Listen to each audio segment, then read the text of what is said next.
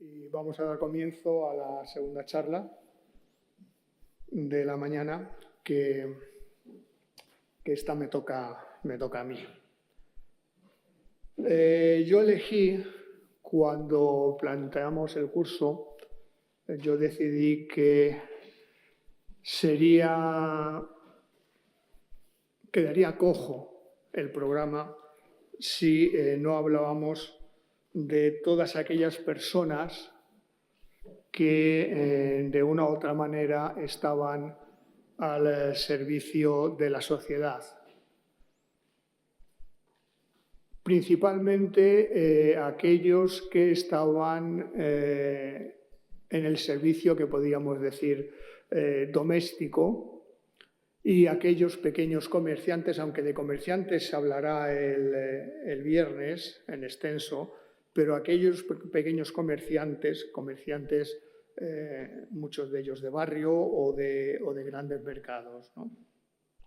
Pero esta parte de mi charla será bastante breve porque, como les digo, el viernes se hablará precisamente de comercio y comerciantes. En la antigua Roma, la calificación de los trabajos no difería mucho de cómo actualmente los dividimos, los sectores de trabajo, pudiendo decirse que ya entonces existían esos tres sectores básicos de la economía.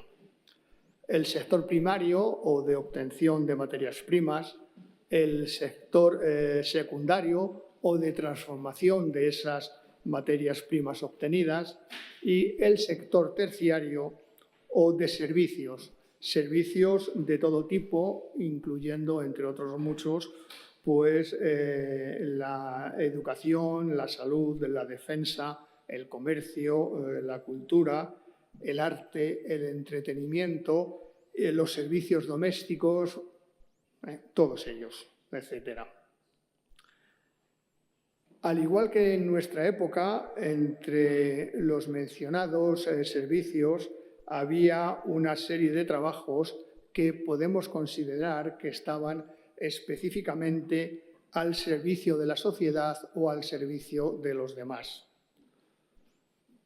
Por lo general, eran trabajos que, aunque indispensables, no solían estar bien considerados y que habitualmente eran ejercidos por esclavos, pero en ocasiones también los ejercían hombres y mujeres libres, pequeños comerciantes al servicio, y el servicio, sobre todo el servicio doméstico, entrarían dentro de esta categoría que podemos considerar, como hemos dicho, al servicio de la sociedad.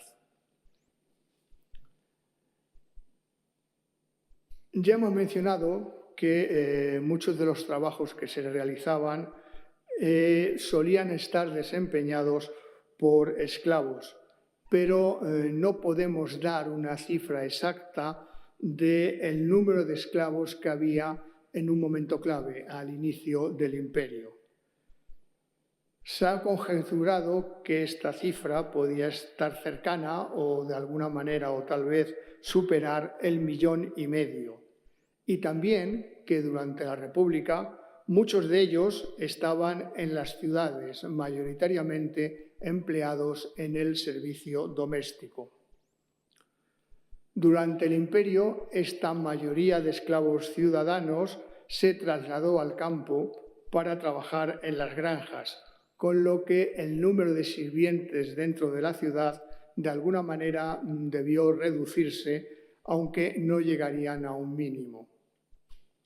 Hay que tener en cuenta también que al servicio del Estado había un considerable número de esclavos que trabajaban en minas, en canteras y en la extracción de minerales, en diferentes sectores, al margen de los que la propia Casa Imperial, ya en el Imperio, podía tener a su propio servicio.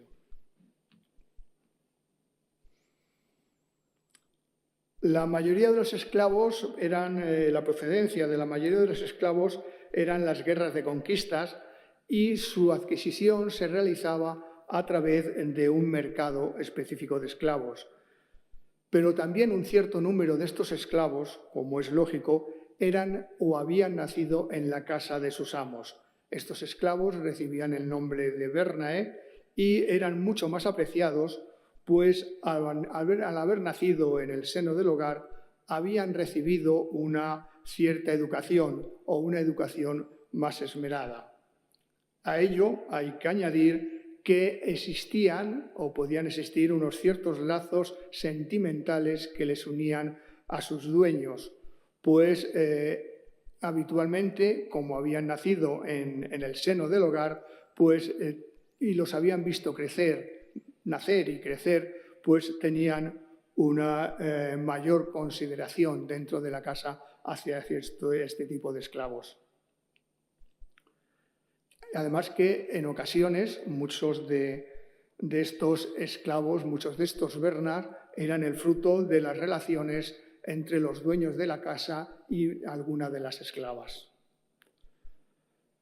Hay muchos casos en los que el amo le hace la tumba a un joven esclavo. Son numerosos los ejemplos de estos sucesos. Por ejemplo, Claudia Elpis, de 10 años, o Eutaquia, de 6. En ocasiones también se conoce el nombre del dedicante, como Cornelio Talión, que dio sepultura al joven Calisto, de tan solo 4 años. Una de las explicaciones para esta deferencia de construir una tumba a un joven esclavo era, como les decía, que existiera una cierta relación consanguínea entre ambos. En muchas ocasiones, estos esclavos podían alcanzar la libertad convirtiéndose en los conocidos libertos, como una joven de Capri de nombre Dorcadis, peluquera de su señora, que, aunque en este caso, en el caso de Dorcadis, no fue su antiguo amo el que levantó la tumba, sino el encargado de ello fue su esposo Licasto.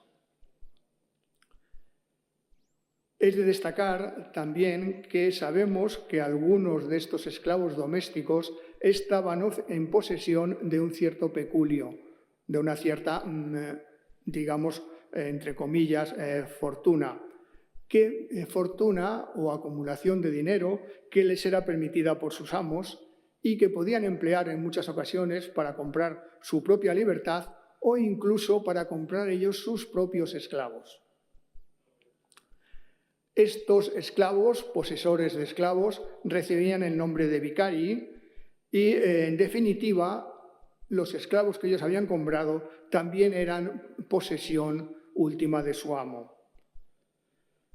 Estos esclavos propietarios, que recibían, como les digo, el nombre de ordinari, eran unos privilegiados y a lo sumo podían tener 1 o 2 esclavos, aunque sí que es verdad que conocemos el caso de un esclavo del emperador Tiberio que tenía 16. Los vicari, o esclavos de esclavos, solían ser sustitutos de los ordinari y tanto unos como otros, hombres y mujeres, al margen de las tareas que tenían que desempeñar dentro de la casa, estaban sometidos a los deseos sexuales de sus amos, varones generalmente, aunque también conocemos algunos casos de explotación sexual por parte de las mujeres de la familia.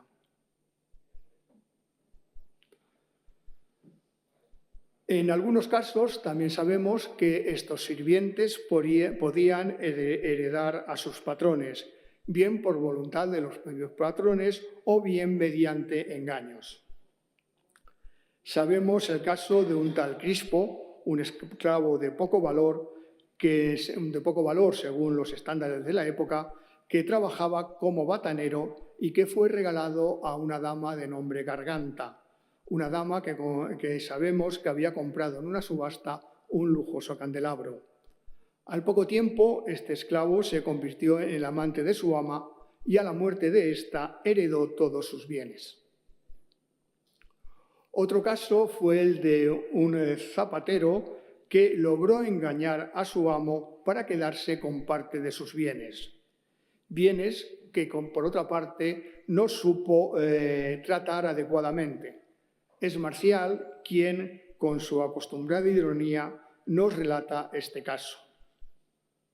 Nos dice Marcial que, aunque toda tu vida consistía en estirar con los dientes trozos de piel rancios y en morder suelas viejas y podridas por el barrio, has llegado a ser el dueño de las posesiones de Preneste de tu malogrado patrón. Que se me lleven los demonios si llegaste a tener un tabuco en ellas, y ebrio llenas a reventar de caliente fanerno las copas de cristal y te pones cachondo con el Ganímedes de tu señor. En cambio, a mí los mentecatos de mis padres me enseñaron unas pocas letras. ¿Qué tengo yo que ver con gramáticos y retores? Destroza las livianas plumas, talía y haz pedazos de los libritos a la vista de lo que un zapatero puede producirle a un remendón. Como sucede en otras ocasiones, vamos a tomar como referencia la capital del imperio. Vamos a tomar como referencia Roma, aunque lo que digamos podría ser aplicado en mayor o menor medida a otras ciudades del imperio.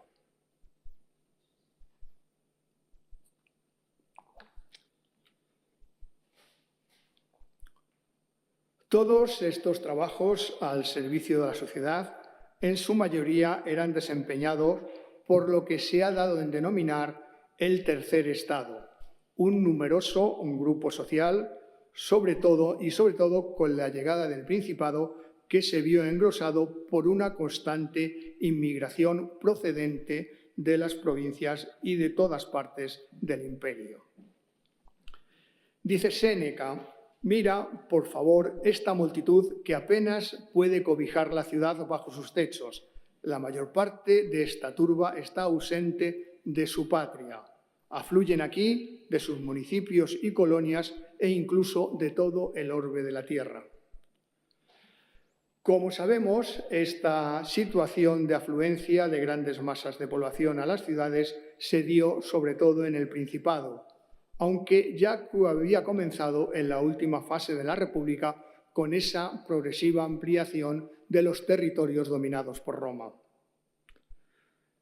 Pero antes de que este fenómeno se produjera, es decir, de esa afluencia de peregrinos, o lo que es lo mismo de hombres libres que no tenían la condición de ciudadanos, pues, como decíamos, es el sector de servicios, en lo que a sirvientes y pequeños comerciantes se refiere, estuvo ocupado por esclavos primero, el primero de ellos, y por las bajas capas de la sociedad, el segundo. Es de estos dos grupos, de los sirvientes y de los pequeños comerciantes, de los que vamos a ocuparnos.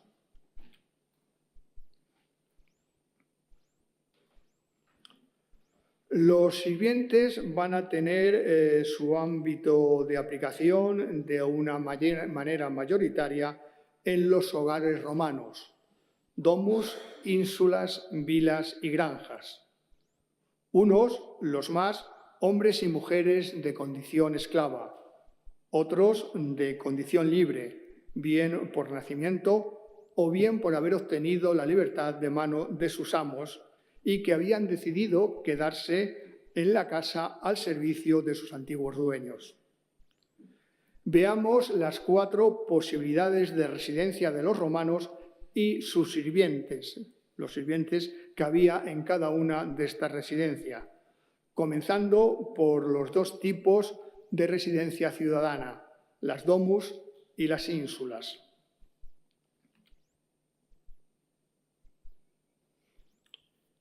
La domus, como bien saben, era un tipo de vivienda utilizada por las capas altas de la sociedad romana. Por lo habitual, era una vivienda unifamiliar cuya distribución ideal está definida por Vitruvio e influenciada por el clima donde va a ser construida. Dice Vitruvio que si nuestras casas particulares han de ser correctas, debemos, desde el comienzo, tomar en nota y considerar las circunstancias de países y climas en los que se construyen. Un estilo de casa parece apropiado si ha de ser construida en Egipto, otro en España, otro diferente en el Ponto, otro también diferente en Roma y así sucesivamente. Aunque Vitruvio dio unas medidas y una distribución ideal, lo cierto es que en las ciudades debían adaptarse estas domus a los espacios urbanos que estaban disponibles.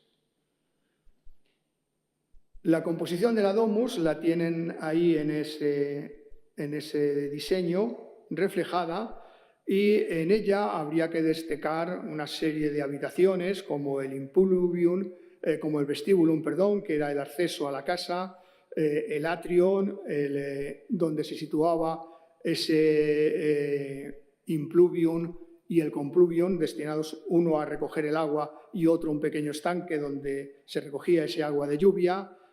Importante era el tablinum, que era la residencia donde el dueño de la casa, el dominus, recibía a los clientes todas las mañanas para conversar con ellos.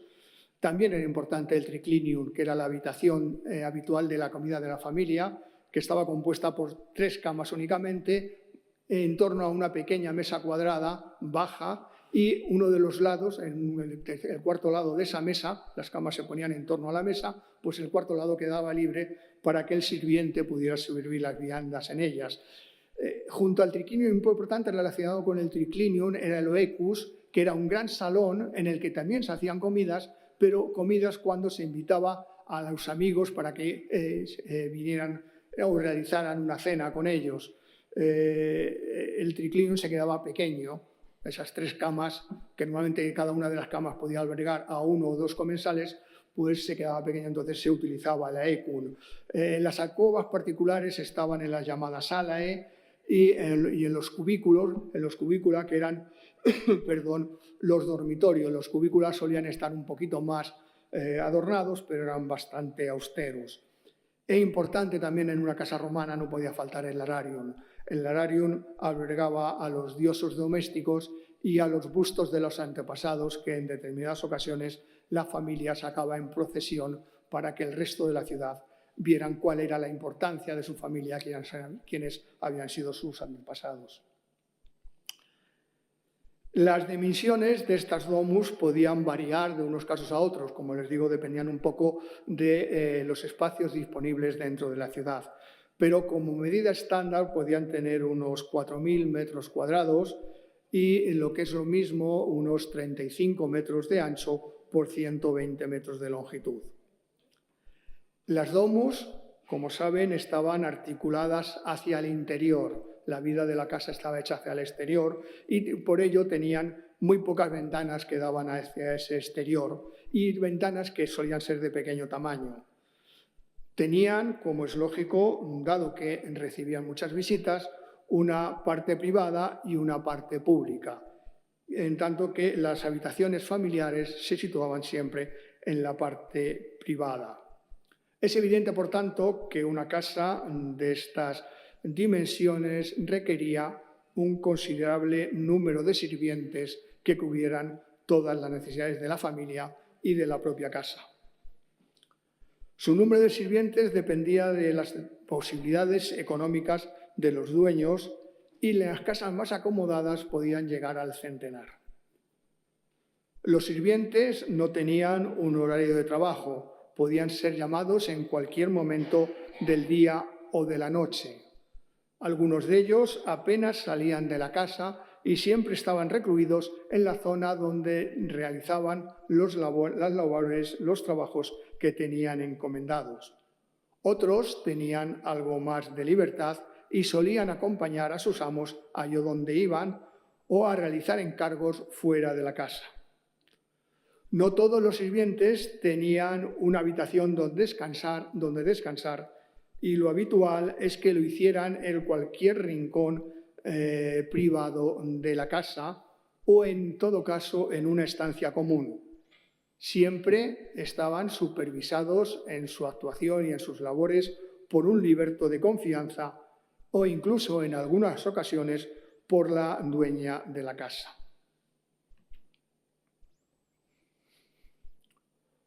Podía suceder, como les decía, que en la casa existiera una zona servil destinada a estos sirvientes y que normalmente se articulaba en torno a la cocina, donde también estaba situada la letrina.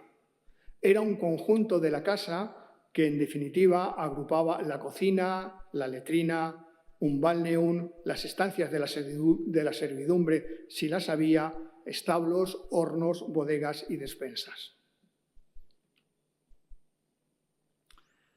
Sin embargo, en ocasiones, cuando se trataba de casas más pequeñas, probablemente no se necesitaban tantos sirvientes. Y dice Plauto: nosotros lo único que necesitamos es una esclava que sepa tejer, que sepa poner, moler, cortar leña, barrer la casa, que se aguante con los azotes y que guise diariamente la casa de la comida. El primero de los sirvientes, pero desde luego no el más importante, era el janitor o portero. Era el encargado de abrir la puerta cuando alguien llamaba o cuando llegaba alguno de los dueños de la casa. Solía vivir y dormir acurrucado junto a la puerta de entrada o, en el mejor de los casos, en la llamada cela hostiaria, un pequeño cuarto junto a la puerta. También era habitual que en la casa hubiera al menos una nutrix o nodriza, de lo que os hablaba la profesora Moro hace unos momentos, que, como ya hemos visto, era la encargada de la crianza de los niños, solía tener su propia habitación, y esta costumbre se daba sobre todo entre las familias más nobles de Roma. Una de las tareas fundamentales de la casa era la limpieza. La limpieza en general era tenida en muy alta estima por los romanos y así lo refleja Horacio en una de sus sátiras. Dice Horacio: en gran repugnancia provoca al estómago el siervo que manosea una copa con las manos pringosas de lo que furtivamente ha lamido, o el pegote de pozos pegados a una vieja cátedra, el gasto en vulgares escobas, en manteles y en serrín, en cuanto se pone. Si se descuida eso, es una enorme vergüenza. Es que vas a fregar un mosaico con una hoja de palma llena de lodo y a envolver las telas de tiro en fundas que no se hayan lavado, olvidando que cuanto menos trabajo y gastes tales cosas exigen, tanto más justa es la reprensión en su caso que en el de las cosas que solo pueden darse en las mesas de los potentados. La limpieza de la domus era misión de un numeroso grupo de sirvientes o ancillae, normalmente esclavas, y que se hacía imprescindible cuando los dueños de la casa iban a recibir visitas. Dice Juvenal: cuando va a llegar a tu casa un huésped, pones en actividad a todos los suyos. Barre el suelo fuera las telarañas de todos los rincones de la casa. Este abrillanta la plata, el otro friega los platos cincelados, insta la voz del amo con el vergajo en la mano. Como vemos, una vez que si los esclavos no cumplían con este deber o con los deberes que tenían encomendados, era frecuente que el amo o el encargado de supervisar todo el trabajo de la casa utilizase un látigo para castigarles. Los instrumentos de limpieza eran los habituales y usados a lo largo de la historia. Escobas para barrer los suelos, fabricadas con hojas de palmera o con diferentes tipos de arbusto, paños de diferentes calidades en función de los objetos que se iban a limpiar o de las estancias en las que se iba a utilizar, requiriendo una especial atención el pulimento de la vajilla, sobre todo si era de plata, algo que no era demasiado habitual, así como diferentes productos para quitar la suciedad más incrustada, como el serrín y, evidentemente, el agua. Si la casa debía estar limpia, especial mención merecía el lavado de la ropa, pues en ausencia de jabón se limitaban a remojar la ropa una y otra vez, y cuando las manchas eran muy persistentes, debían llevar la ropa a los servicios especializados de un batanero, que era el equivalente a nuestras lavanderías.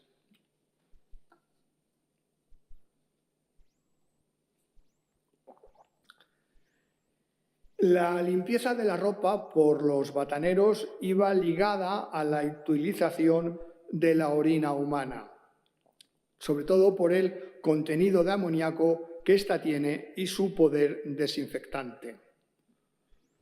Por toda la ciudad, en las escaleras de las casas y en los edificios públicos y en las esquinas, había recipientes en los que los transeúntes podían depositar su contribución personal. Luego, esta contribución era recogida por bataneros. Aproximadamente en el año 71, el emperador Vespasiano crearía un impuesto especial que gravaba la utilización de los baños públicos en los que se depositaba la orina y que luego era utilizada por los mencionados bataneros para la limpieza y para el teñido, así como para el curtido del cuero. Hay una anécdota de Vespasiano que cuando Tito le pregunta ¿cómo recoges dinero de la orina? Vespasiano le entregó una moneda y le dijo, ¿a qué huele? Tito dijo, no huele a nada. Dice, el dinero no huele. Por este motivo, él justificó este impuesto especial en la utilización de los baños públicos, que debían pagar para utilizarlos.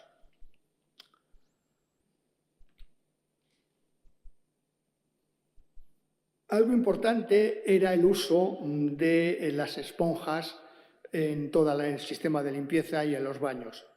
Se utilizaban para la limpieza de columnas y de mesas, pero sobre todo para la higiene íntima en los baños públicos, que podían ser individuales, recibiendo el nombre de letrinae, o más habitualmente colectivos, los foricae. En el caso de los colectivos, los romanos no tenían reparos en compartir el espacio. A sus pies o cerca había un canal por el que discurría el agua y en el que se depositaban las esponjas sujetas a un palo. Estas esponjas, sujetas a un palo, recibían el nombre de tersorium o silospongium, y la finalidad de estar depositadas en el agua era que se limpiaran después de ser usadas por los parroquianos que usaban los baños. Las domus señoriales solían tener unas pequeñas termas, por lo común con solo 2 baños, y en las que también había una serie de sirvientes que estaban al servicio de los amos para cuando éstas las utilizaran. Los 2 baños que tenían eran, como es lógico, uno frío y uno caliente, y como les decía, a su servicio siempre había sirvientes junto a ellas. Estos pequeños baños estaban situados junto a la letrina, ya que así se aprovechaba el agua que evacuaban las termas.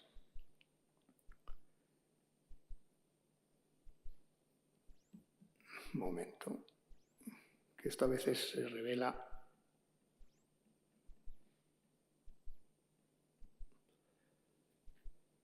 Las domus, como les digo, tenían estas termas, y ya hemos mencionado que el trabajo de la casa estaba organizado por la matrona o por un esclavo de confianza.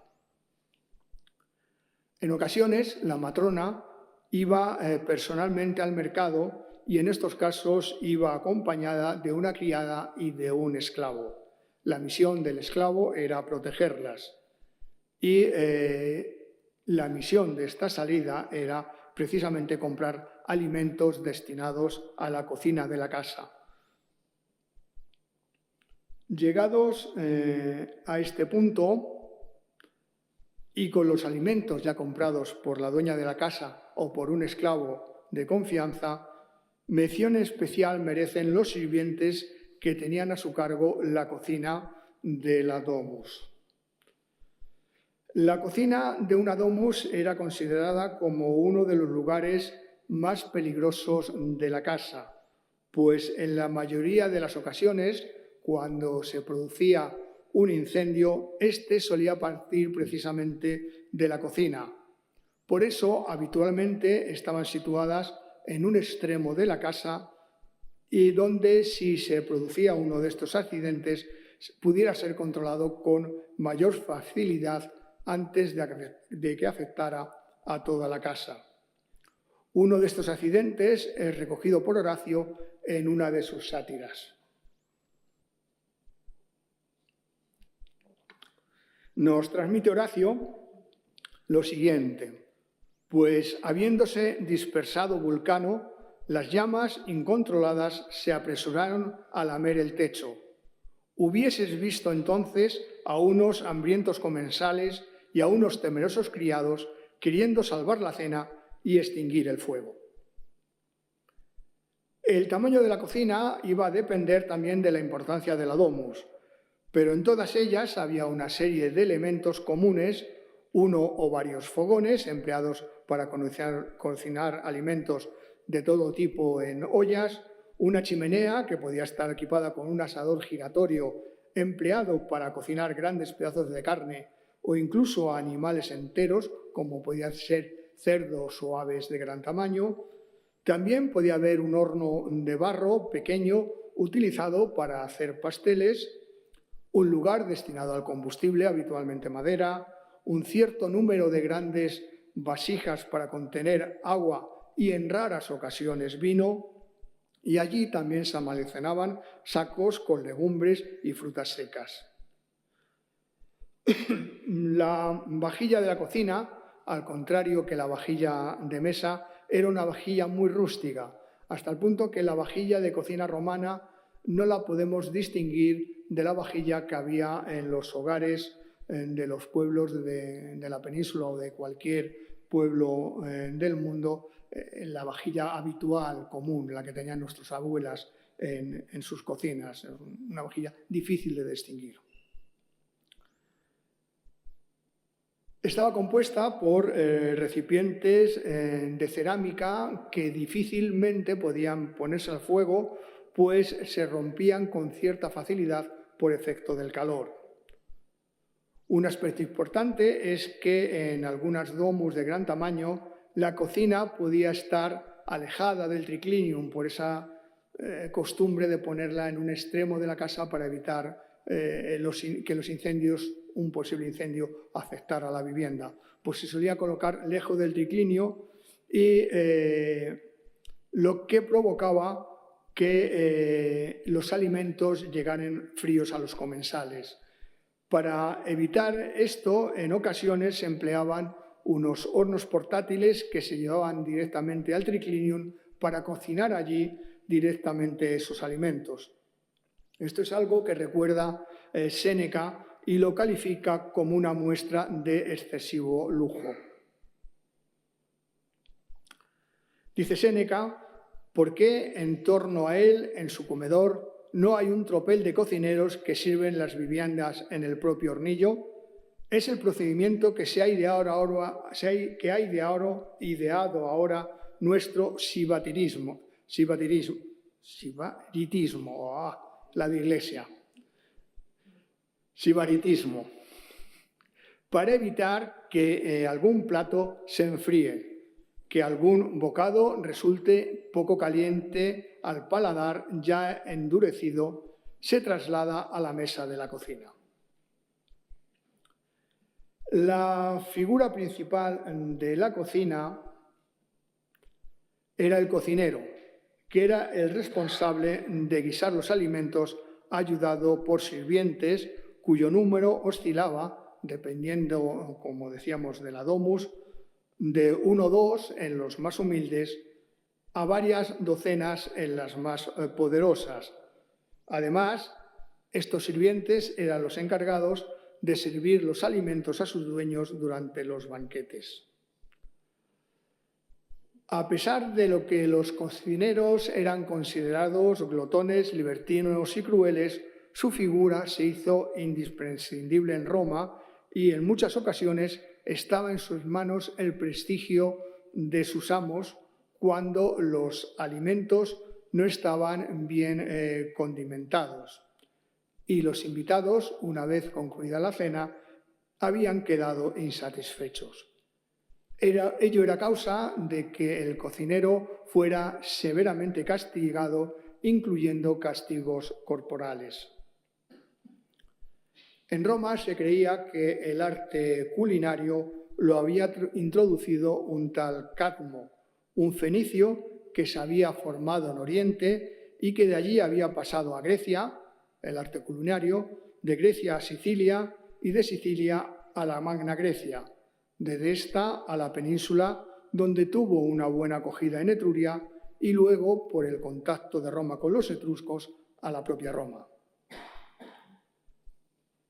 En las comedias de Plauto, los cocineros siempre van a tener un papel importante, y en entrado ya el Imperio Romano se agruparon en un gremio. Las grandes familias van a buscar siempre a los mejores. Entre ellos cabría citar al conocido Marco Gabio Apicio, que en el siglo I estuvo muy relacionado con la casa imperial.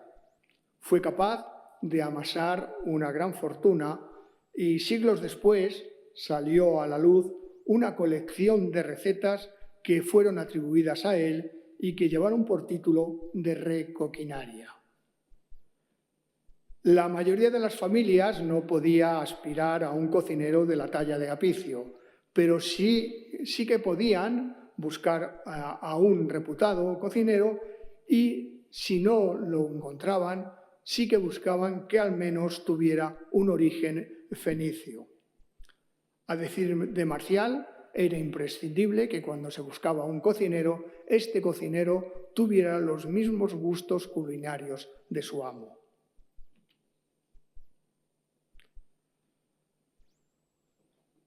Los cocineros estaban obligados, y la cocina de la Domus estaba obligada a servir 3 comidas a lo largo del día. Las 2 primeras, el Iantaculum por la mañana y el Prandium al mediodía, eran muy ligeras, habitualmente de restos de comida del año anterior y muy habitualmente compuestas por pan y queso. La comida importante era la coena, la cena, que se realizaba al anochecer. Como les digo, era la principal y la que se hacía más detenidamente, tomando en ella el mayor número de alimentos, aunque nunca de manera exagerada. Luego veremos la excepción. Solían comenzar con la caída del sol y terminaban antes de que la noche fuera cerrada. Había cenas, como les decía hace un momento, que se salían de esta austeridad habitual. Una de las más célebres es la descrita por Petronio en el Satiricón y que fue organizada en la casa de Trimalción. Nos narra Satiricón Petronio en el Satiricón que una vez aseados los esclavos, recuerden esta costumbre que tenían los romanos de la limpieza, pues nos dice que una vez aseados los esclavos y sirvientes podía dar comienzo a la cena con unos aperitivos servidos en una gran bandeja en la que un pequeño asno de bronce llevaba en su serón repleto de aceitunas, a un lado verdes y en el otro negras. También había lirones condimentados con miel y adormidera, salchichas, ciruelas de Damasco y granos de Granada. Seguidamente, los sirvientes trajeron un segundo plato compuesto de huevos de pavo ficticios en cuyo interior había un envuelto de yema picada y sazonado con pimienta. Pronto los vinos comunes que se habían servido fueron sustituidos por falerno envejecido 100 años. La verdadera cena estaba a punto de comenzar. Con la anterior ya habríamos cenado todos, pero ahora comenzaba la cena. Eso es lo que digo yo cuando vamos a comer a un restaurante y acabamos y digo, bueno, ¿ahora cuándo viene la comida? Pues esto cuenta Petronio en el Satiricón. El primer plato era una bandeja en cuya parte superior había una serie de alimentos relacionados con los signos del zodiaco. Garbanzos, carne de ternera, criadillas, riñones, higos chumbos, matriz de cerda, cangrejos de mar y pasteles. Todo ello aderezado con pan que repartía uno de los sirvientes. En la parte inferior del plato había aves cebadas, tetinas de cerdo y liebre. En una esquina había unas figurillas con unos odres de los que emanaba garum a la pimienta sobre peces. Sin apenas tiempo de descanso, los sirvientes trajeron el segundo plato, una gran fuente con un jabalí de cuyos colmillos colgaban dos espuertas repletas, una de dátiles frescos y otra de dátiles secos. En su costado se habían colocado una serie de lechones realizados con mazapán y que estaban en actitud de mamar. Como tercer plato se sirvió un cerdo blanco, si no teníamos tanto con el jabalí, se sirvió un cerdo blanco, asado y relleno de salchichas y morcillas, para que no quedara hueco. Tras un prudencial periodo de tiempo, se sirvió teatralmente un ternero cocido que un esclavo vestido de hayas troceó con un cuchillo y repartió entre los comensales. El siguiente plato fue una gran fuente repleta de confituras en cuyo centro estaba ocupado por un priapo hecho por el pastelero y frutas de todas clases y uvas rociadas de azafrán. Tras una nueva pausa, los esclavos sirvieron gallinas cebadas que previamente habían sido deshuesadas y huevos de oca encapuchados.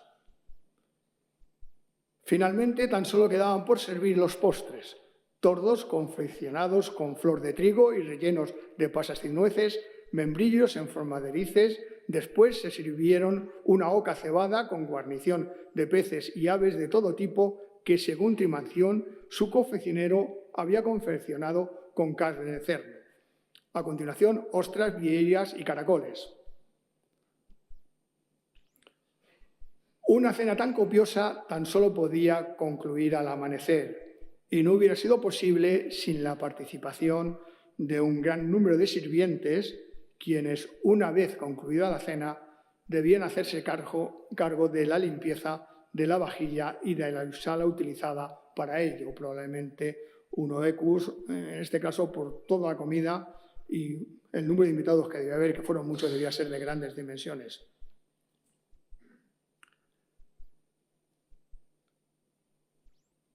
Una vez, como en el caso de la cena de Trimalción, y dado la hora en la que ésta acabó, es de suponer que apenas pudieron descansar ni ir a dormir. Esta había acabado al amanecer y, por consiguiente, los esclavos y los sirvientes hasta la noche siguiente no debieron tener descanso. Esto va al hilo de esa no existencia de un horario de trabajo para los sirvientes de la casa. Al margen de las descritas, había toda una serie de labores que los sirvientes también estaban obligados a realizar. Debían cuidar el jardín, cuidar el huerto. Las domus romanas solían tener en una parte un pequeño huerto, y de los animales de la casa. También mencionamos que podían hacer recados fuera de la casa y acompañar a su señora a visitar a la compra o a visitar a alguna amiga. En estos casos, las damas más adineradas se desplazaban por la ciudad en una litera que era llevada por al menos 4 esclavos. En ocasiones, todos y cada uno de los miembros de la familia, cuando salían de la domus, podían ser acompañados por algún sirviente de confianza. Los Bernaes sabemos que crecían junto con los hijos de los dueños. En ocasiones recibían una primera educación con ellos y solían convertirse en criados de confianza cuando crecían. Y en muchas ocasiones acababan recibiendo esa libertad, acababan siendo libertados, pasando a convertirse en libertos y portando, a partir de ese momento, el nombre de sus dueños. El segundo tipo de vivienda ciudadana eran las ínsulas. Como digo, esta era el otro tipo y la ínsula es una casa que ha perdido todas las características arquitectónicas de la domus y, al contrario que ella, que se desarrollaba en horizontal, la ínsula lo hace en altura. Otra de las características es que la primera estaba destinada a una sola familia, la segunda es un hábitat de alquiler, por tanto destinado a varios grupos familiares. Por otra parte, mientras la domus, por sus características y su estatus señorial, está bastante aislada, la ínsula casi nunca lo está. Vitruvio señala los motivos prácticos por los que aparecieron este tipo de edificios. Dice, dada la importancia de la ciudad y la extrema densidad de la población, es necesario que multipliquemos el número de unidades habitacionales en números incontables. Como las viviendas de la planta baja por sí solas no podían albergar a una población tan numerosa en la ciudad, fue necesario, ante esta situación, recurrir a construcciones de gran altura. Las ínsulas, en principio, podían tener hasta 9 plantas en las que sus habitantes podían vivir hacinados, y no todos ellos pertenecían al mismo estrato social. La altura de estas edificaciones, con el tiempo, fue limitándose, y Augusto las limitó a 21 metros para más tarde rebajarlo a 18. Las ínsulas aparecieron a partir del siglo III-II a.C. y pudieron estar inspiradas en edificios cartagineses. En estas ínsulas vivían la mayor parte de la población de Roma. Al igual que las domus, muchas de las ínsulas tenían agua corriente, pero no todas tenían un sistema de saneamiento. Las necesidades hacían que muchas se construyeran rápidamente, por lo que su calidad no era demasiado buena y ellas solían tener graves problemas de estructura, como apunta Juvenal. Nosotros habitamos una ciudad apuntalada en gran parte con soportes que tienen la fragilidad de la caña. Tal es, en efecto, el magnífico remedio hallado por el administrador cuando la casa está a punto de hundirse. Después de pasado una mano de yeso por la grieta abierta en tiempos remotos, te dice, ahora ya puedes dormir tranquilo, y mientras tanto la casa amenaza con caérsete encima. Una ínsula tipo tenía unos 300 metros cuadrados, podía tener 6 o 7 apartamentos, los más pequeños en los pisos superiores y los más grandes en los inferiores. La seguridad era importante y se debían construir tramos adicionales de escaleras para acceder a los pisos superiores, lo que hacía que estos fueran menos deseables. En algunas de ellas, la planta baja estaba ocupada por una familia noble que no tenía posibilidades económicas de construirse una domus, y su distribución, salvando las distancias, intentaba imitar a la de la domus. Arquitectónicamente, no todas las ínsulas eran iguales y se podían distinguir tres tipos. Ínsulas con tabernas, ínsulas sin tabernas e ínsulas de pórtico. Las ínsulas con tabernas eran las más antiguas y las más comunes. La planta baja estaba ocupada por una serie de tiendas que tenían dentro una escalera que llevaba a un habitáculo en el que vivía el comerciante, que no siempre era el dueño. En muchos casos era un trabajador asalariado o un esclavo, y si tenía familia, toda la familia vivía en este pequeño habitáculo. Para acceder a las plantas superiores, como les decía, no había una única escalera, sino varias. En ellas había diferentes apartamentos, muchas veces de una única habitación en la que podía vivir toda una familia. No era común que estas familias tuvieran sirvientes y solo en algunos casos podían tener uno si se daba la circunstancia de que quien vivía en la habitación fuera un hombre solo o más raramente una mujer. Las ínsulas sin tabernas eran menos habituales. En la planta baja solía estar ocupada por una única vivienda en la que, como avanzábamos, vivía una sola familia noble, y en este caso sí que era frecuente que tuviera varios sirvientes, pero nunca tantos como en las domus.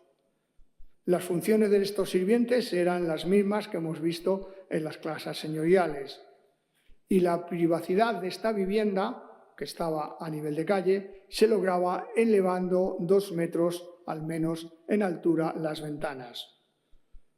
Solían ser viviendas hasta cierto punto lujosas, cuyo alquiler era muy elevado. La estructura general de la ínsula superior era muy semejante a las ínsulas con tabernas, y la categoría social de sus habitantes y la posibilidad de tener servidores iba disminuyendo en función de la altura de los apartamentos. El tercer tipo de ínsulas eran las de pórtico. Son las más tardías y solo aparecieron a partir del incendio de Roma por intervención del emperador Nerón. La finalidad del pórtico, dice Suetonio, precisamente era evitar que se propagaran los incendios. Ideó Nerón una nueva forma para los edificios de Roma y proyectó que en adelante las casas de vecindad y las moradas particulares hubiese unos pórticos, desde las terrazas de los cuales se pudieran sofocar los incendios, construyéndoles además a sus propias expensas. Además, el pórtico protegía a las tabernas y a sus clientes de las inclemencias del tiempo y de los objetos que arrojaban desde los pisos superiores. Es también importante que a veces las escaleras que daban acceso a los pisos superiores eran móviles y los propietarios podían retirarlas en caso de que los inquilinos no pagasen la renta. Asimismo, los apartamentos que daban acceso a las calles más importantes solían tener balcones. En consecuencia, la población que vivía en las ínsulas, con algunas excepciones, como ya hemos visto en las ínsulas sin tabernas, pertenecía a la clase media o baja de la población romana, que raramente tenían esclavos o sirvientes.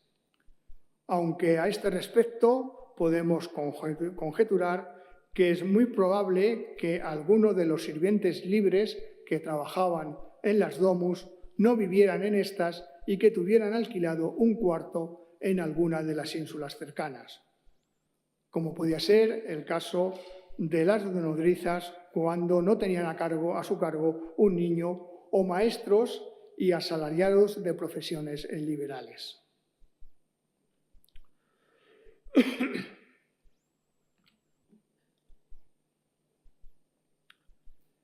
Las residencias fuera de la ciudad eran las vilas y las granjas. Estas también requerían un considerable número de sirvientes y de mano de obra esclava. Las vilas, que se levantaban en ambientes extraurbanos, tenían dos componentes fundamentales: los edificios destinados a albergar a los sirvientes y todo lo necesario para el mantenimiento de la propiedad, que era conocido como vila rústica, y el destinado a la familia noble, propietaria de la vila, que recibía el nombre de vila urbana. Comencemos por la vila urbana, que eran una transposición a ambientes rurales de la domus, y al igual que ella requería un número de sirvientes considerable. Era muy habitual que las vilas rústicas estuvieran íntimamente ligadas a una explotación agraria de grandes dimensiones. Se trataba, por tanto, de una residencia a la zona que ocupaba la familia con sus sirvientes había que añadir otras muchas dependencias: los establos, las cuadras, los cercados para diversas clases de ganado, los pajares, los graneros, las bodegas, las almazaras, etc. Todos estos últimos formaban parte de esa vila rústica que se construía aparte de la vila urbana. El dueño de la casa, que solía tener su casa en Roma, solo se trasladaba a la vila urbana temporalmente, unos días o unas semanas al año, aunque el tiempo de estancia en estas vilas fue aumentando considerablemente con el paso de los años. Todo esto requería tener en ella las mismas comodidades que tenía en su domus de la ciudad. Como ya hemos dicho, las necesidades de servicio eran las mismas, por lo que era habitual que una parte del servicio de la domus, hombres y mujeres libres y esclavos, como no hacían falta tanto servicio en la domus de la ciudad, se trasladara con él a la vila, sobre todo en aquellas ocasiones en que la estancia iba a ser más larga. Y sobre todo también se trasladaban aquellos sirvientes en los que sus amos tenían depositada una mayor confianza. Esto no quiere decir que la domus de la casa quedara vacía. Siempre en ella quedaba un cierto número de sirvientes que atendía a las necesidades de la misma durante la ausencia de los amos. A los sirvientes de la vila urbana habría que añadir todos aquellos que se dedicaban al cuidado de la hacienda. Nos referimos a los que atendían las labores agrícolas en los campos, los que se cuidaban de los animales y los que se ocupaban de la casa de sus amos cuando estos estaban en la ciudad.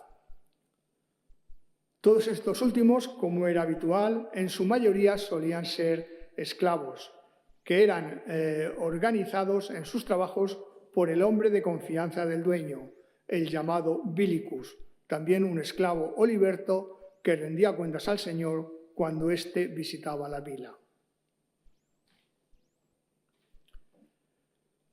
En ocasiones, y sobre todo en época imperial, la vila no estaba ligada a una explotación agrícola, como era lo habitual en épocas anteriores, sino que simplemente era un lugar de recreo y de placer al que el dueño se retiraba a descansar de la ajetreada vida de Roma. Nos transmite el poeta Marcial sus motivos para alejarse de la ciudad. ¿Me preguntas por qué voy con tanta frecuencia a mi modesta vila, esa humilde campiña del árido país de Momentano? Es que en Roma, Esparco, el hombre pobre no puede ni pensar ni dormir. Dime cómo se puede vivir con maestros de escuela por la mañana, los panaderos de noche y el martillo de los caldereros durante el día. Cuando mi enojo llega a su colmo y quiero dormir, me marcho al campo. A finales de la República, algunas de las vilas alcanzaron un lujo extremo y con su compraventa se obtuvieron grandes beneficios. Sabemos que Cayo Mario le compró una vila a Cornelia por 65.000 denarios y poco después la vendió a Lúculo por 500.000. Casi todos los poderosos Sila, Pompeyo, César, Marco Antonio, Hortensio, Craso, todos ellos tuvieron vilas de invierno en el sur, cercanas al mar, y vilas de verano próximas a las cimas de los Apeninos. Todos entendemos los motivos, ¿no? En verano buscas el fresquito de la montaña y en invierno el calor del sur. Como ya hemos dicho, otro componente de la villa rústica, otro componente de las vilas era la villa rústica, que en opinión de Cantón debía tener edificios bien construidos.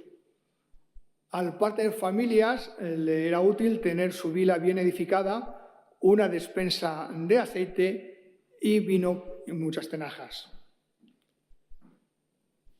Uf.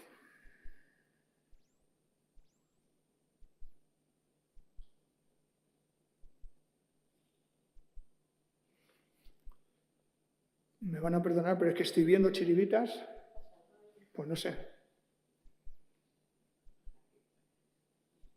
Es que no tengo para tomarme el azúcar, a ver si es el azúcar. ¿Eh? No, intento seguir.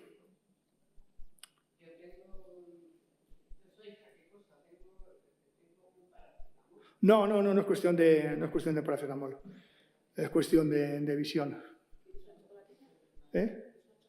¿Tienes ahí?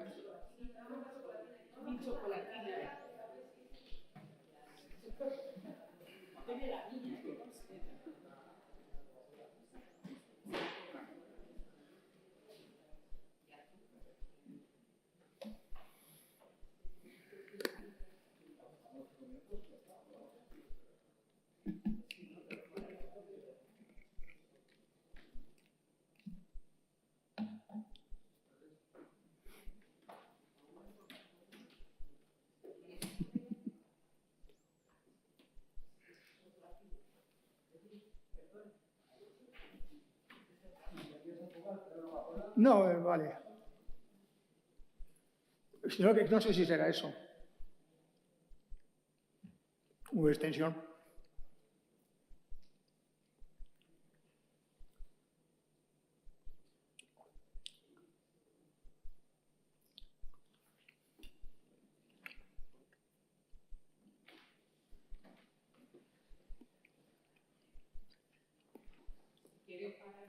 No, vamos a seguir. Vamos a seguir, la acabamos, que si no luego más pollo. Bien, vale. Si la villa urbana sabemos que necesitaba, como ya hemos avanzado, los mismos sirvientes que una domus. Un esclavo, un liberto, que atendiera la puerta y que vigilara salidas y entradas, que en ocasiones podía ser el mismo vilicus. Limpiaderos, cocineros, camareros que trabajaban desde el amanecer, una cocina de amplias dimensiones, los encargados de la despensa. El cocinero probablemente se había desplazado desde la domus de la ciudad y también una serie de educadores, de los que también hablaba la profesora Moro hace un momento, que se encargaban de los niños cuando estos ya habían salido de la tutela de sus madres. En ocasiones, ese educador, ya lo hemos visto, era un esclavo o un griego prisionero, como fue el caso de Polibio, que se encargó de educar a los hijos de Emilio Paulo.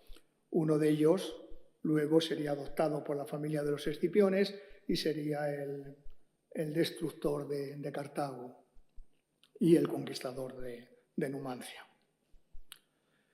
La villa rústica en realidad era una granja que iba asociada a esa villa urbana habitualmente hasta la época imperial, por lo que necesitaba sobre todo trabajadores agrícolas encargados de los cultivos, que podían ser cereales, hortalizas, viñedos, había pastores que se encargaban de rebaños que podían ser de ovejas, de cabras, de vacas, de aves de corral, de búfalos.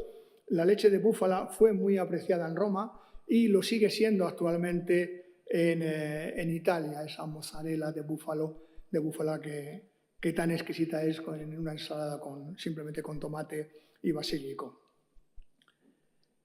Mayoritariamente estos trabajadores eran esclavos comprados en el mercado después de alguna campaña militar y también ocasionalmente eran antiguos propietarios de alguna pequeña granja que había sido absorbida por esta gran propiedad y que el dueño no se podía mantener por sí solo y la salida que le quedaba era emplearse como jornaleros dentro de la gran propiedad. También dentro de la vila rústica debía existir algún manitas, alguien que se encargara de la reparación de los aperos de labranza, así como de los posibles desperfectos que pudieran producirse en los edificios. Ya hemos dicho que vilas rústicas y granjas tenían muchos elementos en común y que solo se diferenciaban por el tamaño de las mismas. Las grandes solían depender de un único propietario, pero no tan rico como para construirse una vila urbana y se limitaba a tener únicamente o construir únicamente la granja en la que construía una pequeña vivienda un poco más lujosa que habitualmente era ocupado por el encargado de la granja y que él la ocupaba cuando iba de visita.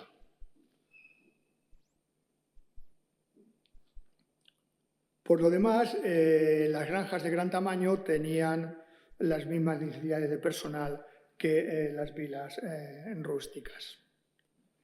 No sucedía lo mismo con las medianas y las de pequeñas propiedades que podían tener como mucho 100 yugadas, unas 22 hectáreas. Las pequeñas, en cambio, no llegaban a tanto y no solían superar 1 hectárea, que en ocasiones estas pequeñas granjas eran arrendadas a patricios propietarios de las tierras. Eran, como dijimos ayer, fundamentalmente explotaciones de subsistencia. En las granjas medianas era imprescindible o prácticamente imprescindible la utilización de la mano de obra servil, sobre todo en otoño, época del acondicionamiento de la tierra de la siembra, y en verano, que era la época de recolección. Estos eran los momentos en los que se requería un mayor número de sirvientes. Las cosas eran diferentes, como les decía, en las granjas pequeñas, habitualmente atendidas por una única familia, que era la encargada de preparar la tierra, ayudada con arados tirados por 2 bueyes. En el caso de que tuvieran un pequeño rebaño, podían utilizar los pastos comunales para que este pequeño rebaño se alimentara. Estaba establecido que al menos un día a la semana descansaran, teniendo en cuenta que la semana romana hasta Constantino tenía 8 días. Ese día de descanso lo utilizaban para ir a la ciudad de compras o para vender sus escasos excedentes de productos. La productividad de estas pequeñas granjas era muy escasa y sus propietarios apenas podían subsistir. El periodo de descanso más largo se producía después de la siembra y podía durar hasta 1 o 2 meses, aunque el pequeño propietario siempre tenía labores que realizar en la granja, sobre todo llevando a cabo las necesarias reparaciones. Tanto vilas rústicas, aunque en estas era más raro, como las granjas medianas y de menor tamaño, podían contar con la colaboración ocasional de campesinos libres que se empleaban como jornaleros y cuyas aspiraciones era poseer en algún momento un lote de tierra que les permitiera establecerse.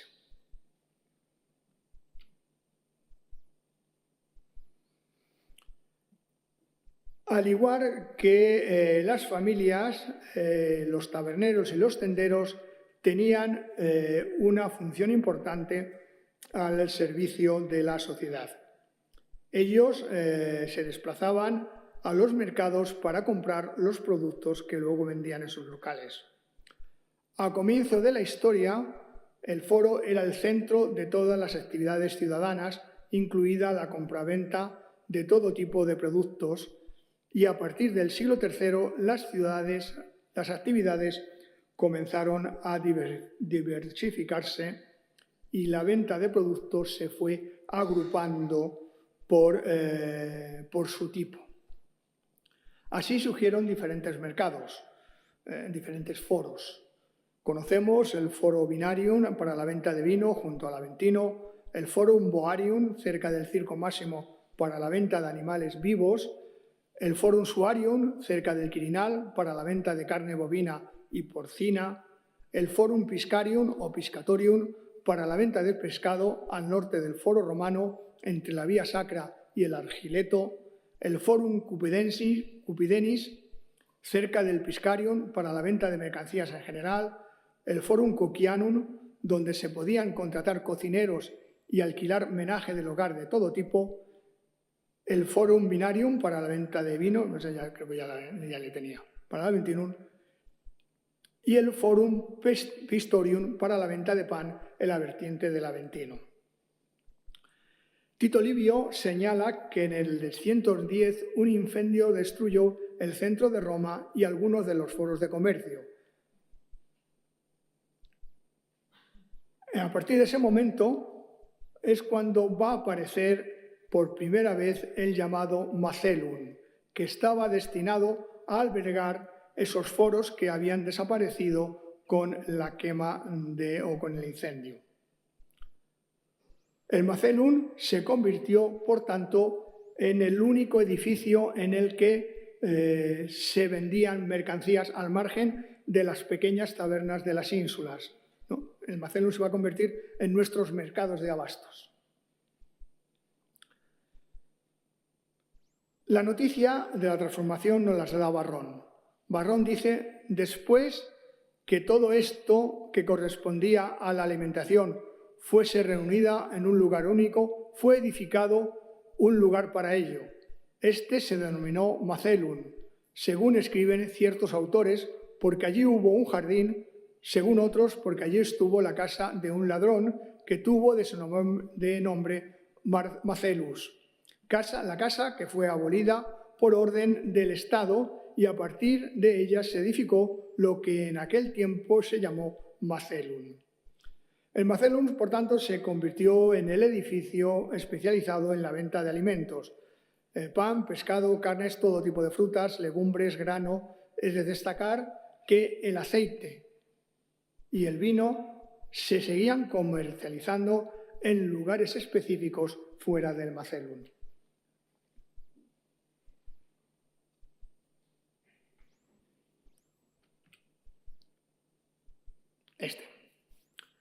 Nerón, en el año 59, construyó un Macellum que llevaba por nombre el Macellum Magnum en el Monte Celio, entre el templo del Divino Claudio y los Lupanares.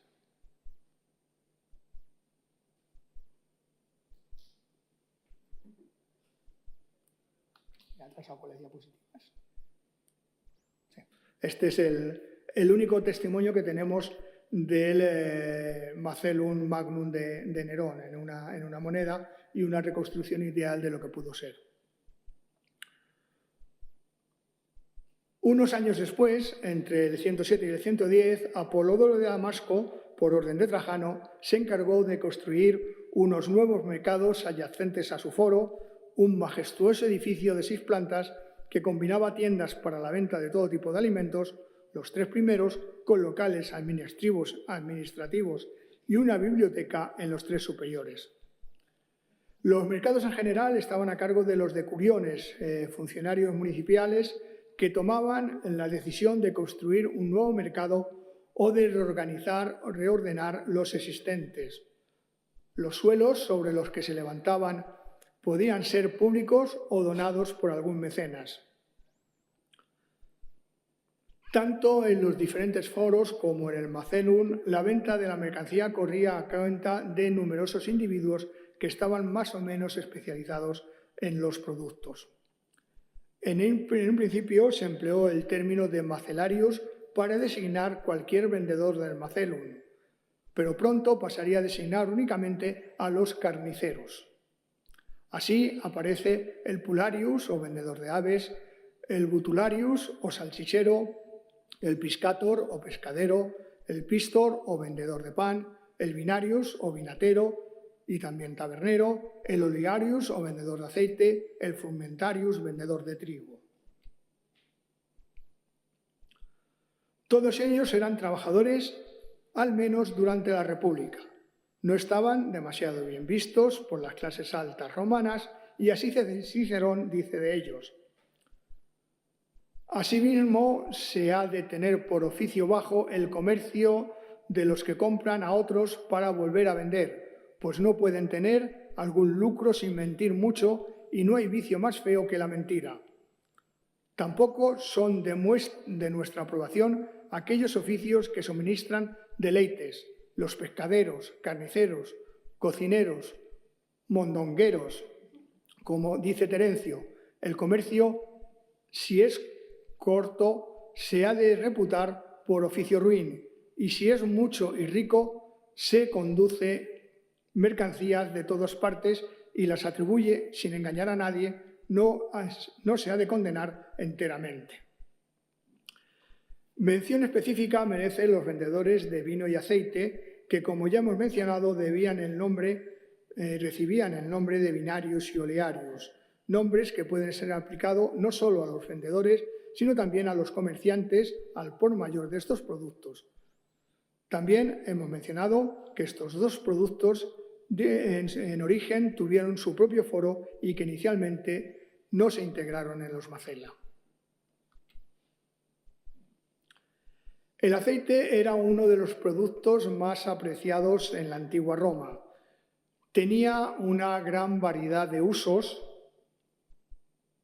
excepto uno, que es el que le damos nosotros y que yo no lo tengo atestiguado en Roma, que es la cocina.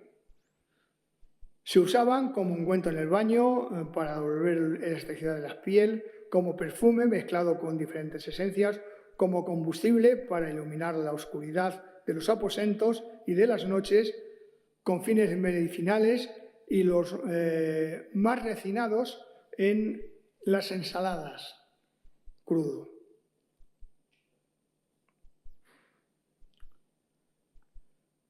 Tanto aquellos que comerciaban con él eran considerados mucho mejor que el resto de los vendedores. Además, su extraordinario olor y el Estado ejercía su extraordinario valor, perdón, no acabo de ver. Su extraordinario valor y el Estado ejercían un rígido control sobre la producción y la importación y comercialización del aceite, siendo los máximos productores de aceite la Bética, sobre todo el Monte Testacho atestigua esta procedencia. El Monte Testacho, como saben, es un monte romano cercano a la pirámide Cestia, en el lado izquierdo del Tíber, en el que poco a poco se fueron depositando las ánforas de aceite que llegaban a Roma.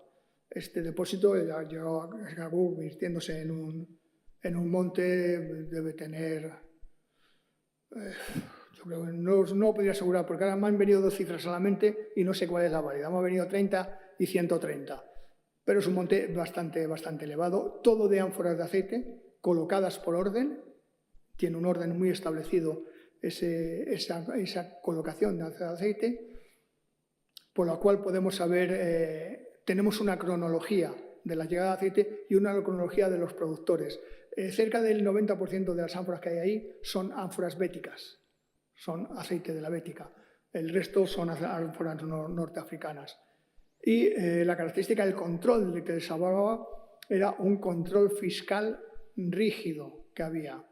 Si cogemos actualmente una lata de sardinas nuestra y vemos la etiqueta de la lata de sardinas, ahí figura el productor, el peso neto, el peso escurrido, una serie de datos del producto que llevaban las ánforas romanas.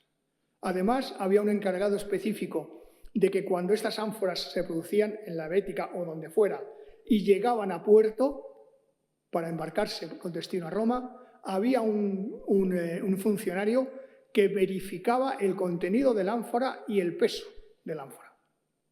Y cuando llegó a puerto de Roma, otro funcionario lo volvía a verificar para evitar que en el trayecto no hubiera desaparecido parte del contenido. Algo parecido de ese rígido control fiscal sobre el aceite. El otro producto especial era el vino, comercializado al por mayor en el Forum Viarium, pero que el romano común, además de en el Forum, lo podía comprar en alguna de las cauponas de la ciudad. En una placa de mármol de mediados del siglo II, ¿dónde está la placa? Aquí. Como digo, una placa de mármol de mediados del siglo II del War Museum de Liverpool, podemos observar una escena en la que se muestra una pareja a la izquierda con enormes cubas de vino, esclavos que llevan las ánforas y un contable en un mostrador. Claramente se trata de un binarius que está realizando la compra de vino al por mayor para luego llevarlo a la ciudad para su venta al detalle. Aquí sabemos que son ánforas de vino porque esa ánfora que aparece es la ánfora típica de vino, esa ánfora estrecha. La ánfora del aceite la veíamos antes en el dibujo anterior, esa es ánfora panzuda, esa ánfora tipo Dressel 20, que es una ánfora más panzuda. La de vino, como ven, es mucho más estilizada. Existían numerosas variedades de vino aptos para todos los bolsillos, desde el más exquisito como el Falerno a los más sencillos y avinagrados.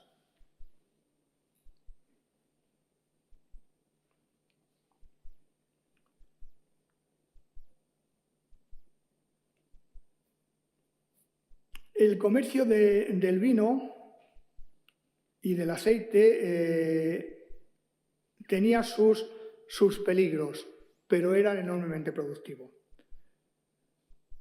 Nos dice Petronio que nos habla Petronio de su experiencia sobre este comercio. Él dice: como sabéis, hice construir 5 navíos que cargué de vino y los envié a Roma. Pero todas las naves naufragaron. Son hechos, en un día, Neptuno engulló mis 30 millones de sestercios. Y a pesar del fracaso, volví a negociar e hice otras expediciones mayores, mejores y más felices. Sabéis que cuanto mayor son las naves, mayor es la resistencia que tienen. La otra fotografía de aquí es de Ostia Antica, de una de las edificios, comercios, quizá al por mayor de Ostia Antica, en el que vemos una serie de ánforas incrustadas en la tierra. Esta era la manera habitual de tener los productos. Yo la he puesto aquí junto al vino porque me venía bien con el relieve que tenemos. No sé si eran de vino o eran de algún otro producto, no recuerdo qué casa era esta. Pero, bueno, es la idea de que vemos que el relieve luego se daba en la realidad de cómo estaban en el relieve las cubas de vino, que esas cubas eran posiblemente las del relieve en las que había fermentado el vino. Nosotros, en mi pueblo, estaban exentas las cubas de vino, las tinajas de vino. En otros sitios están enterradas y normalmente en los sitios actuales de vino, donde las bodegas de vino suelen estar enterradas. Ya no son de barro, suelen ser de acero, pero bueno, más fácil de limpiar. Y era la idea de esa otra diapositiva. Hasta aquí he intentado dejar una breve y parcial muestra de todos aquellos romanos, ciudadanos o no, que estaban al servicio de la sociedad, de dónde vivían, de los trabajos que realizaban y cómo eran imprescindibles para el buen funcionamiento de una sociedad como la romana. Con esto concluyo mi charla. Espero no haberme extendido demasiado y les emplazo a que nos hagan ahora preguntas a la profesora Moro y a mí.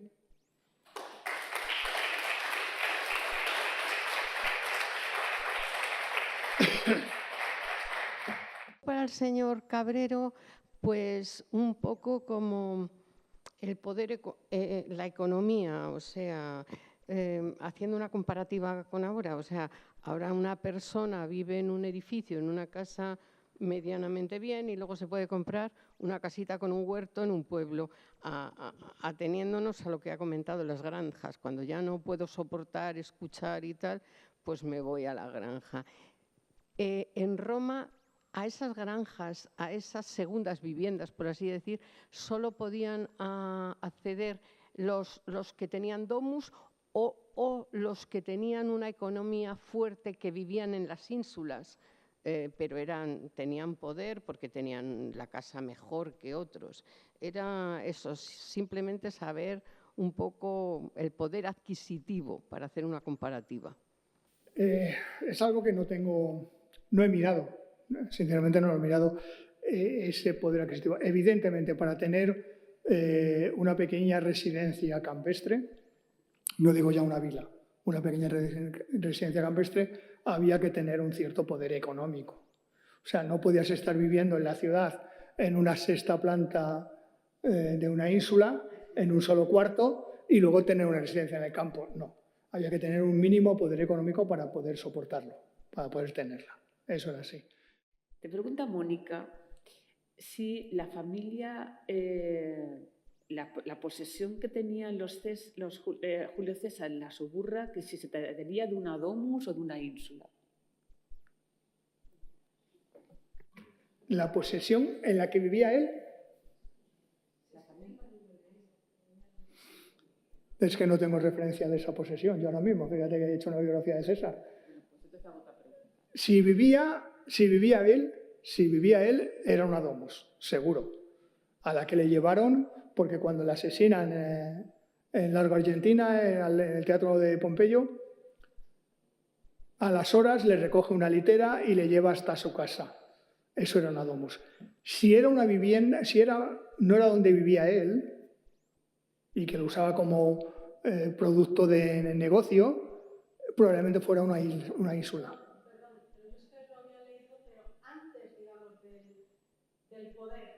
Antes del poder. Antes del poder, se refiere a antes del poder. Tenía que ser una domus. Tenía que ser una domus porque él pertenece a una familia importante. Podría ser una ínsula, pero una ínsula o sea, podría ser una isla sin tabernas. Podría ser.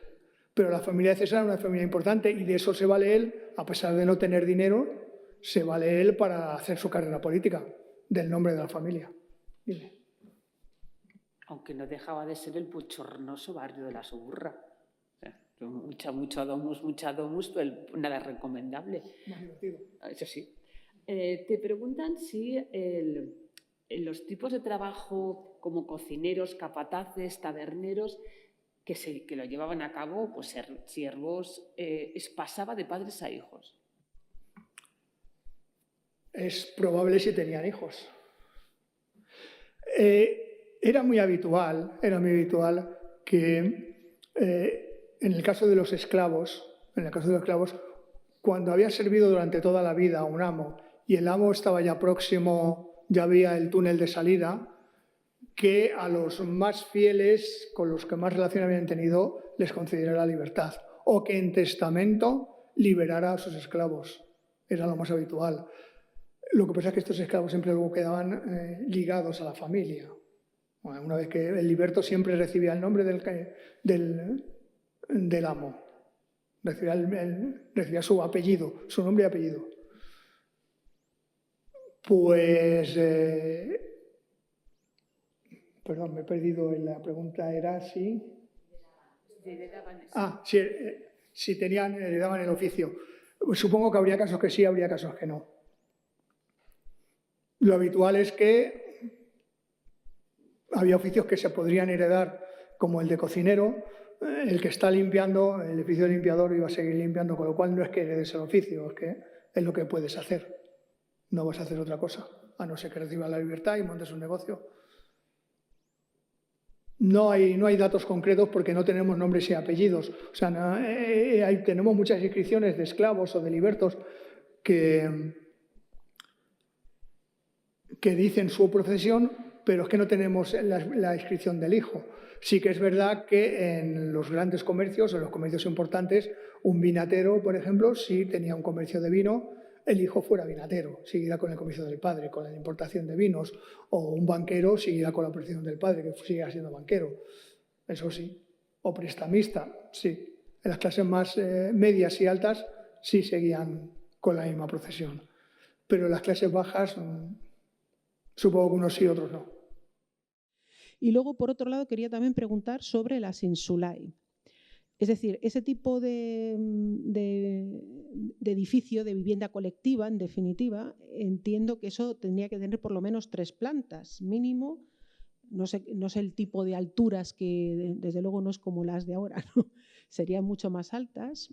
Y una de las cosas es decir, si había primero acceso al agua, es decir, si llegaba, porque si había letrinas dentro de la propia insulae, si había letrinas, por tanto, si llegaba agua y había saneamiento, las dos cosas. Y segundo, si tenían disposición los que estaban arriba, que eso se supone que eran los pobres, los que estaban con una habitación ahí, pues no sé, si tenían acceso a esa otra letrina, es decir, si tenían, digamos que era un baño comunitario para la insulae, o tenían que irse a la calle al supercolectivo, no lo sé. Un poco cómo es esa forma de vida de la insulae. Bueno, vamos a ver, sistemas de saneamiento.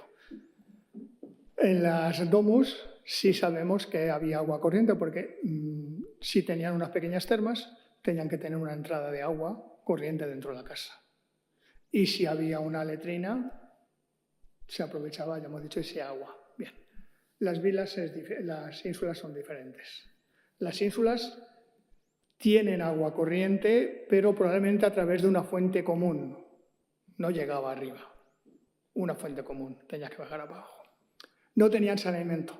Agua va. Estaba prohibido, sí. Además había penalización por hacerlo. Agua va.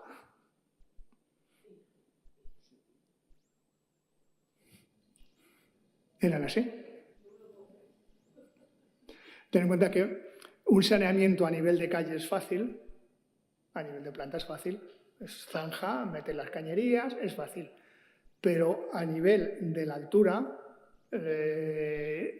podían tener hasta 9 pisos, lo que pasa es que se va alimentando. Cuando se quedan 18 o 19 metros, 18 o 19 metros indica al menos 4 o 5 plantas.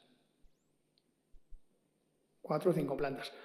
Pero aunque sean 4, subir un saneamiento hasta arriba, evidentemente debía haber una foricae común a la casa. Yo recuerdo cuando era pequeño, en la casa que tenían alquilada mis padres, allá por finales de los 50, el váter era común en la última planta, donde estábamos nosotros. Estábamos en los pobres de Solemnidad. En la última planta el váter era común. Yo me fui de vivir, nos fuimos de vivir de allí cuando yo tenía 4 años. Y esos son los pocos recuerdos que tengo de aquello. De la casa, que la podría dibujar por dentro, y del baño, que era común. Estaba en el pasillo. Entonces, lo que había en las casas romanas probablemente era una letrina común, una foricae común. Si querías bajabas, si no querías bajabas, estaría abajo, evidentemente, o en la calle de al lado. Y si no, un cubito y agua va. Ya les digo que estaba terminantemente prohibido tirar un orinal por una ventana. sea, tenías que hacerte cargo del médico, porque te abría la cabeza, claro.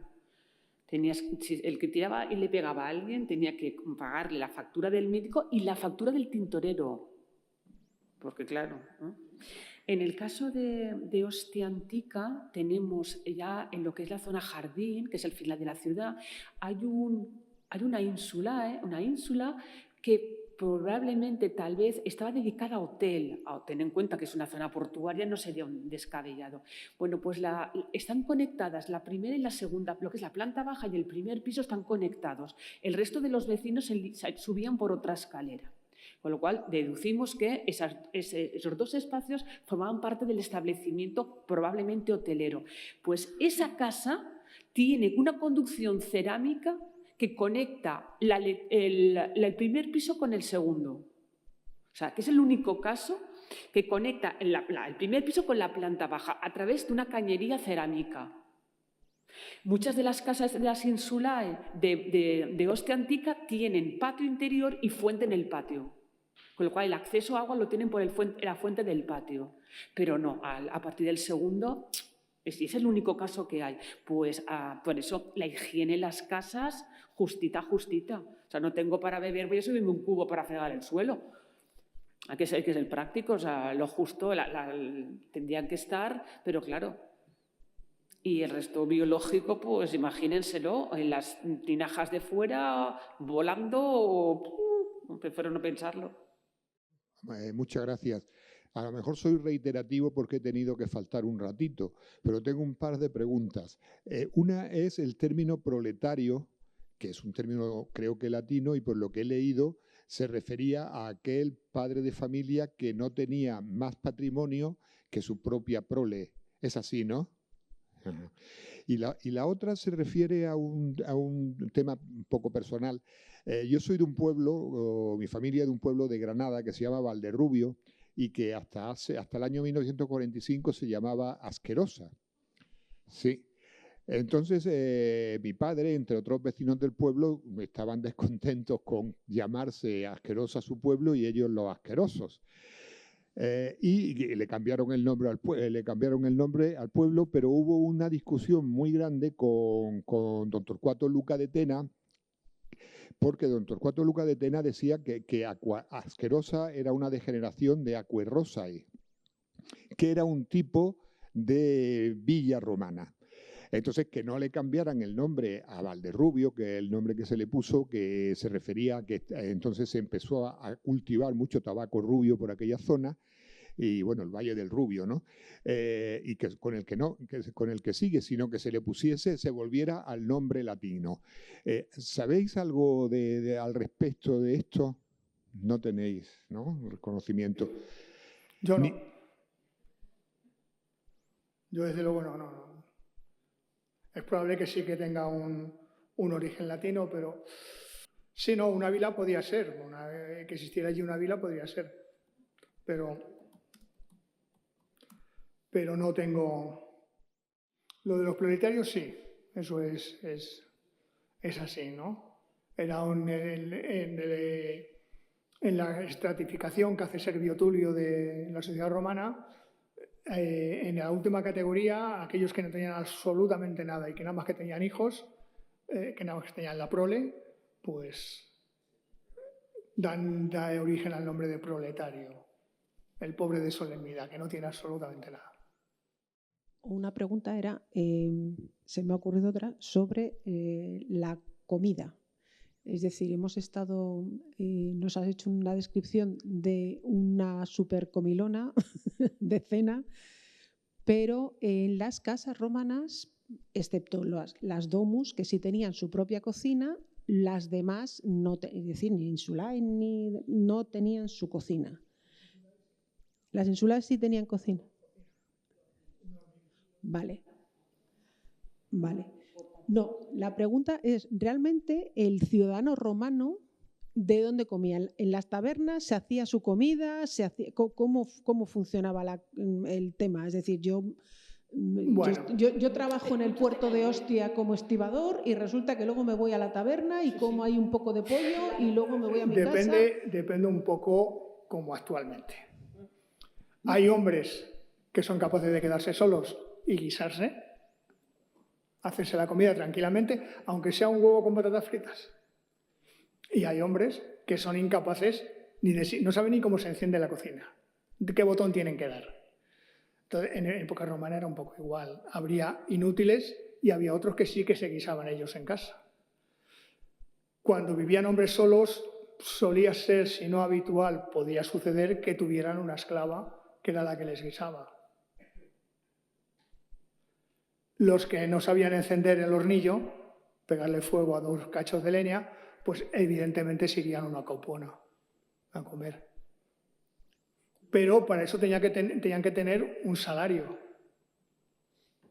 No podías estar comiendo a cargo del Estado, en los repartos gratuitos de trigo, y luego ir a comer a una caupona. Te tenías que, de alguna manera, condimentar ese trigo para comértelo. Esa era la situación, que es muy semejante a la actual.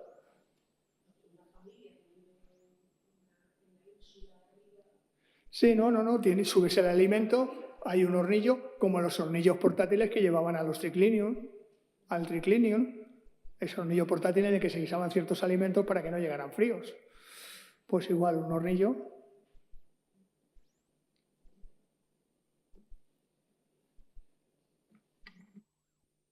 Y de ahí, entre otras cosas, los incendios.